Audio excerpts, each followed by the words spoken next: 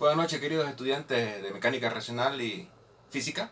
Hoy vamos a tocar el tema relacionado con la dinámica de una partícula.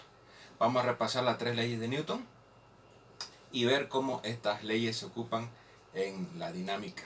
¿Qué estudia la dinámica?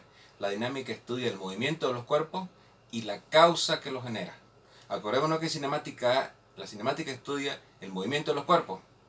En dinámica se estudia el movimiento de los cuerpos y la causa que los generan, ¿correcto? Entonces, empezando con la primera ley de Newton. Newton habla en su primera ley, dice: todo cuerpo que está en movimiento tiende a seguir en movimiento. Todo cuerpo que está en reposo tiende a seguir en reposo. Esa es la primera ley de don Isaac Newton. La segunda ley tomó ese concepto y definió el principio de cantidad de movimiento. Cantidad de movimiento es el producto de la masa por la velocidad, ¿correcto? Entonces, partiendo del principio de la cantidad de movimiento, definió el concepto de cantidad de movimiento como la masa por la velocidad. Cuando yo derivo la cantidad de movimiento respecto del tiempo, estoy derivando un producto, masa por velocidad. Entonces no es más que la derivada de un producto, ¿correcto? Entonces voy a derivar la derivada de la masa respecto del tiempo, multiplicado por la velocidad, más la derivada de la velocidad respecto del tiempo, multiplicado por la masa. En un sistema de masa constante, la masa no varía con el tiempo, ¿correcto? Si en un sistema de masa variable, por ejemplo en el sistema, los cohetes, es un sistema de masa variable porque va quemando combustible. Esto no es nuestro caso, ¿correcto? Pero esta fórmula es real para aplicación en cohetería, ¿correcto? Cuando la masa no varía respecto al tiempo, esto es cero. Entonces, ¿qué queda? Que la cantidad de movimiento respecto al tiempo, Newton la definió como fuerza. Masa de la variación de la velocidad respecto al tiempo es la aceleración. Ahí sale la famosa fórmula que dice que fuerza es el producto de la masa por la aceleración. ¿Correcto? Tercera ley es el principio de acción y reacción. ¿Qué quiere decir eso? Que a toda fuerza se le opone otra de igual magnitud pero de sentido contrario. ¿Correcto? Si tenemos una fuerza aplicada acá a una pared vertical, una fuerza, la pared vertical le responde con una fuerza en sentido contrario y de igual magnitud. ¿Cierto? Unidades. ¿Cuáles son las unidades? El producto de la fuerza de masa por aceleración. La masa está en kilos y la aceleración en metros segundo cuadrado. Eso se conoce como un newton.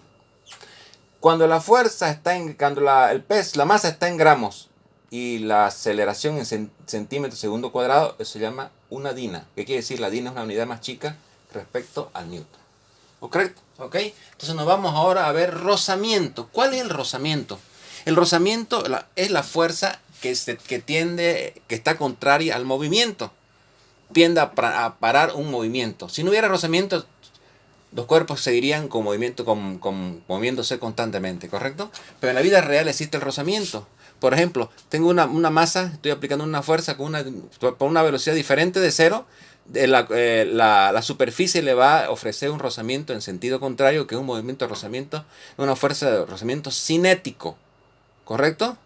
Ahora, cuando estamos rompiendo el reposo, el límite antes de romper el reposo para abajo es el movimiento de rozamiento estático. Entonces se definen dos tipos de rozamiento.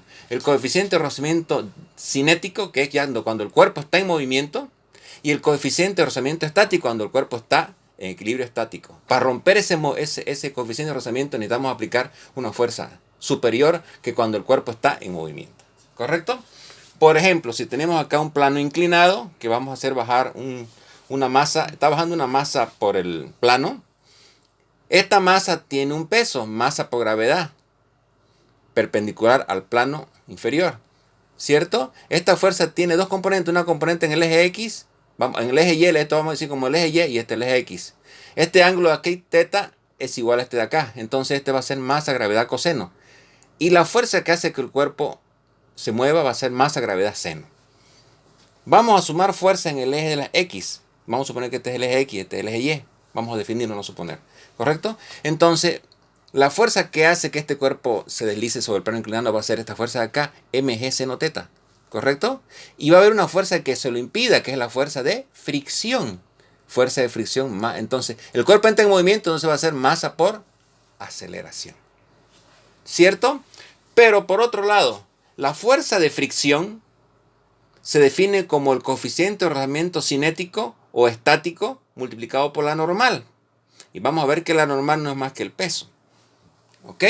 Entonces, volviendo para acá nuevamente, tenemos que es masa por aceleración. Este cuerpo se mueve debido a que esta fuerza es superior a la fuerza de fricción. ¿Cierto? Definimos una ecuación. Ahora, sumando fuerzas en el eje de las Y, fíjense que esta fuerza de acá, es en sentido está saliendo del plano inclinado hacia afuera, ¿no es verdad? Entonces, normal menos la componente del peso, que es mg coseno, es igual a 0, está en equilibrio en este plano, ¿no es verdad? En el eje Y. Entonces aquí despejando, la normal había sido masa por gravedad por el coseno. ¿Correcto? Entonces tenemos nosotros que masa gravedad seno menos la fuerza de fricción, que es la ecuación 1, va a ser masa por aceleración. Entonces masa gravedad seno del ángulo menos la fuerza de fricción. Como el cuerpo ya está en movimiento, el coeficiente de rozamiento cinético. Y la normal va a ser masa gravedad coseno. Va a ser masa por... El cuerpo se está acelerando en este sentido. Y lógicamente al acelerarse se desarrolla una fuerza, ¿no? Entonces factorizo la masa y la aceleración que agarra el cuerpo a través del plano inclinado va a ser igual a gravedad, la aceleración de la gravedad, seno del ángulo teta menos mu c coseno del ángulo teta. ¿Correcto? Por otro lado, si tenemos acá nosotros un sistema que hace que esto se mueva en este sentido de manera horaria, es porque M2 es mayor a M1. Vamos a primeramente considerar sin fricción. La fricción, vamos a considerar que la fuerza de fricción es igual a 0. Después vamos a hacer con fuerza de fricción, ¿correcto? Entonces, este cuerpo se está moviendo aquí, haciendo el equilibrio de fuerza. Aquí vamos a tener una tensión que hace que esta masa se mueva, y esta tensión es igual a esta de acá. Este cuerpo se mueve debido al peso propio, que es M2 por gravedad, ¿correcto? Entonces va a ser T1, va a ser masa por aceleración. Y acá, en este sistema va a ser, este cuerpo se mueve porque esta fuerza es mayor a la tensión. Entonces va M2G menos la tensión. El cuerpo desarrolla una fuerza hacia abajo que va a ser M2 por aceleración. ¿Correcto? Entonces va a ser M2G menos M1A, pero la tensión es M1 por A. ¿Correcto? Entonces esto lo paso al segundo miembro y factorizo aceleración. Entonces va a ser igual M2G que de acá, va a ser aceleración M1 más M2. Entonces la aceleración que agarra este sistema, estoy considerando sin rozamiento, va a ser la gravedad M2, M1 más M2.